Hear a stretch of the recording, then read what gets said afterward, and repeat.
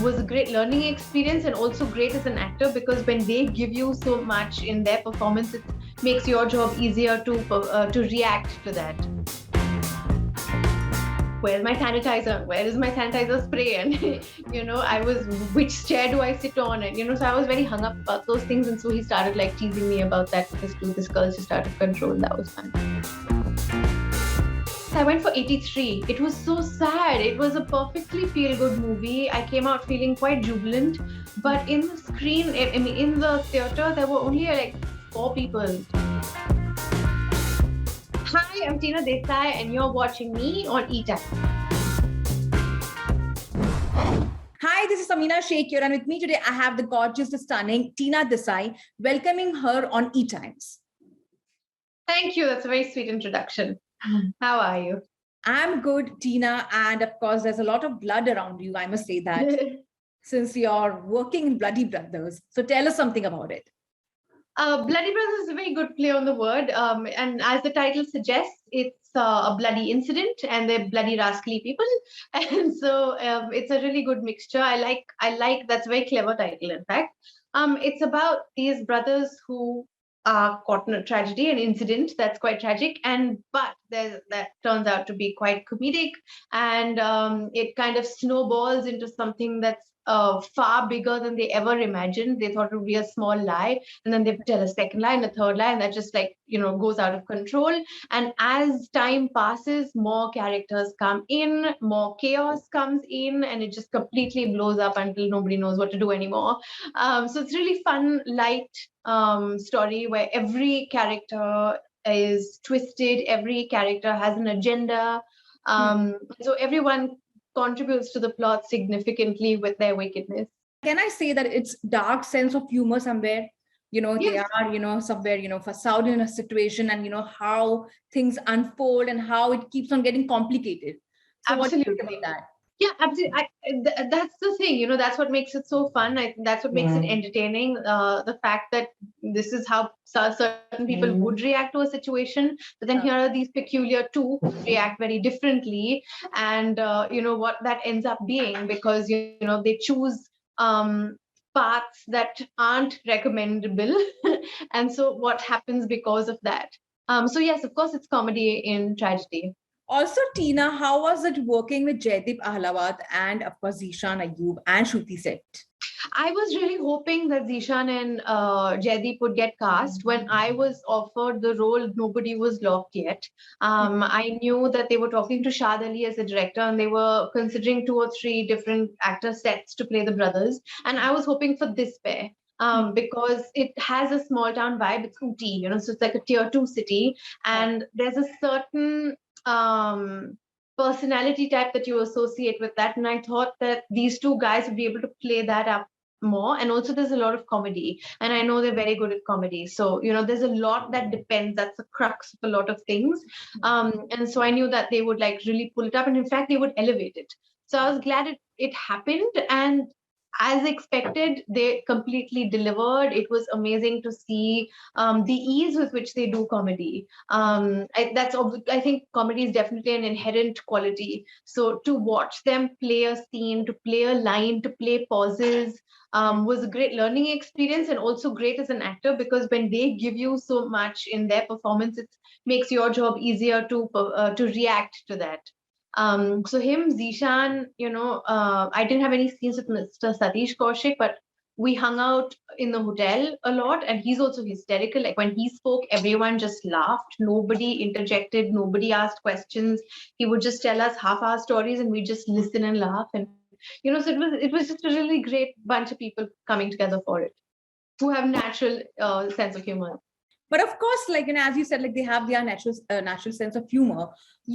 It's also, Zeeshan said in a recent interview that, after a very long time, OTT is giving this platform of getting 2 actors in one frame, stories of, 2 actors in one frame. What are your thoughts on that? I think a lot of rules are being redefined, definitely, with OTT. There's no the typical rules that we used to follow about a male protagonist, about usually love stories, having masala movies, all of these things that we thought would were essential ingredients for something to be entertaining are all out the window. The genres are now a lot wider. People are wider. Sorry, I meant to say wider. People are playing around with themes a lot, characters a lot. They needn't all be positive. They needn't all be negative. Everyone can be gray. There's no age bar. There's no gender bar. There's no color bar. This everything is being redefined. Everyone's willing to explore. The audiences are accepting. The industry is willing to adapt. So it's just, I think, a win-win for everyone. But Tina, you have been a part of a lot of OTT shows. So what do you have to say about that? Do you somewhere get confused also because there are different characters you get to play? At the same time, OTT is one platform where you can experiment a lot. You don't have to take a break of 1 year to finish a film. Where you can just have to be in a classical film or any kind of action film where you have to completely dedicate yourself. In OTT, you just finish your project and then you move on to other project, or you're working together with multiple projects. So what are your thoughts on that? I think that's project specific. I think even if on OTT, if they're doing an action film, I think you would need a few months to get into, I'm already doing kickboxing training and I'm already into fitness quite a lot. But still, if you're doing an action film, the rules are very different, because while you need all of the force to be able to punch someone, you're not actually punching them. You have to learn how to be able to control enough so that you miss their face, even though you're punching their face.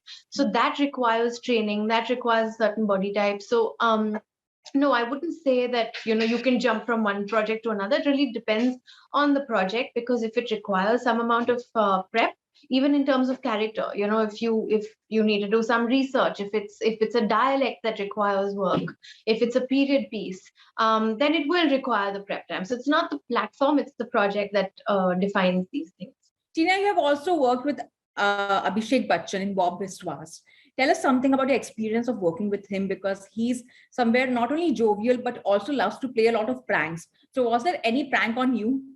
No, I didn't. I didn't know. I think for him, it was the sort of project that required him to be a lot more focused, because he was playing a character that already existed. So I think he was quite into that. So there were no pranks, at least on this set.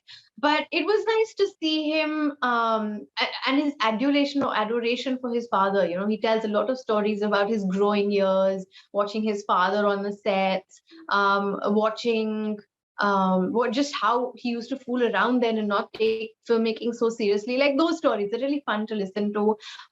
He really, he loves his dad. So those, it always makes for interesting storytelling. Also to see him perform, it was nice to, whenever you see an actor on screen and then you actually see them in person, it's nice to see their process. How they approach a character, how much time they need to prep for a scene. So it was nice, but he was really quite well behaved, but good fun to talk to, good fun to hear stories from. At the same time, your role in Sense8, he first teased the crap out of me because I have to add this, because I was very hung up about the hygiene standards, because we were shooting during the pandemic. And so he was constantly mocking me, not mocking me, but teasing me, because I was like, where's my sanitizer? Where is my sanitizer spray? And, which chair do I sit on? And, so I was very hung up about those things. And so he started teasing me about that, with this girl's just out of control. And that was fun. At the same time, your role in Sense8 was appreciated so much that it went viral on the internet. That role was that good. How was it for you to play such a role? I was happy to, because I used to worry that I don't know how to bring online chemistry with on camera chemistry with somebody. I hadn't got a role that required that, so I was always terrified of whether I would be able to deliver. And then Sense8 came along, and we ended up being the most, or one of the most, well, arguably the most popular couple on the show, where people would vote for us on best couples of the year across shows and movies and stuff like that. So I was like, that one important thing, quality was required of the character, and that worked out beautifully. So I was really happy with that. But what else were you asking me about the character, please? I was saying that it was appreciated so much that it went viral on the internet. Like people were Yeah, talking so much about the role. it felt really satisfying that the most important ingredient was actually, successful. And also I think it's the sort of story and plot line, especially because of how philosophical it was, that it struck a chord with the people. It wasn't just your average entertainer, even in the West. Which makes a lot of projects on this theme. Even they kept saying that it's very out of the box. It's a privileged project. Um, Aside from the benefits of the travel and the perks of working with the Wachowskis, just as a storyline, it was very interesting. To the extent that the fans actually forced Netflix to make like a series finale. So I mean, it's what more can you ask for? It's very gratifying. And it was really good. So I've watched it. So that's why I'm like, I have also become a fan of that. And it was really very good. I must say that. Excellent. And I hope Netflix listens to our, our conversation somewhere. Yes. Yeah. Perfect. Also, Tina, your yoga videos are something which makes a lot of noise on the internet. You make a lot of noise with that. And even Shruti said, for that matter, she also did some yoga, exercise, and, that has, become a sensation on the internet. How do you manage to, like how was your bonding with Shruti while actually shooting for this one? Because you both have this love for yoga. No, we didn't do any fitness related conversation or activity. Actually, nothing. No. I mean, I told her I do yoga and she told me she did yoga, but that's as much as it was. I don't know. This is something that I went into hugely during the pandemic, actually, because of the free time, So I was like, I can't let a year of my life go by without doing anything. So it wasn't just the yoga. There were a bunch of other activities that I indulged into pastime. I learned how to juggle balls. Like, I have a hand-eye coordination, so maybe I can catch a basketball because it's really big, but otherwise I struggle with so juggling for me was a huge achievement. Then I learned how to beatbox. I learned like yoga, really complicated yoga, because it just felt like stunt work. I was like, let's join the Cirque du Soleil. It's fun. So anything that like I Googled, complicated yoga poses, and whatever looked really weird and contorted, I was like, I will learn how to do this.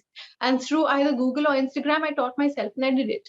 Or other things, like I learned how to do the moonwalk and I can't remember now. I was learning how to speak Spanish. So it was just like a bunch of things that I did to pass time. And luckily, they all turned out not so bad. And after Bloody Brothers, what is keeping you busy with? I go into season 2 of Bombay Diaries just in a couple of weeks, if not 3. So prep is on for that. Very exciting. I cannot tell you more. I'd love to, but it's Bombay Diaries season 2. Season 2. Oh, yes. Wow. Yeah, so that's very cool. It's another big incident that rocked Bombay City that we'll be covering. And then there's another project, but I cannot say anything about that because the contract is still being worked out. So maybe in 2 weeks' time, I'll be able to say more. But I'm very excited about that role. It's not something that happens frequently at all. I'm very glad that they thought I had the potential to do it, and I look forward to it. But the moment they announce that project, I'll be very happy to tell you more. Wow. But at the same time, is it OTT or film? If you can give a certain hint of it. OTT. I think everything's going to OTT right now, except for the spectacles. I think everything's still going to OTT. And recently, have you visited the theaters to watch any of the films? Yes, I went for 83. It was so sad. It was a perfectly feel-good movie. I came out feeling quite jubilant.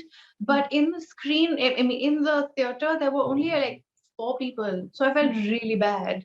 I haven't gone since. I'm just hoping the situation just gets back to normal. And I really hope that your series make noise again, like your, past series. And thank you so much, Tina, for your time. Thanks so much. Thank you. Bye. Bye.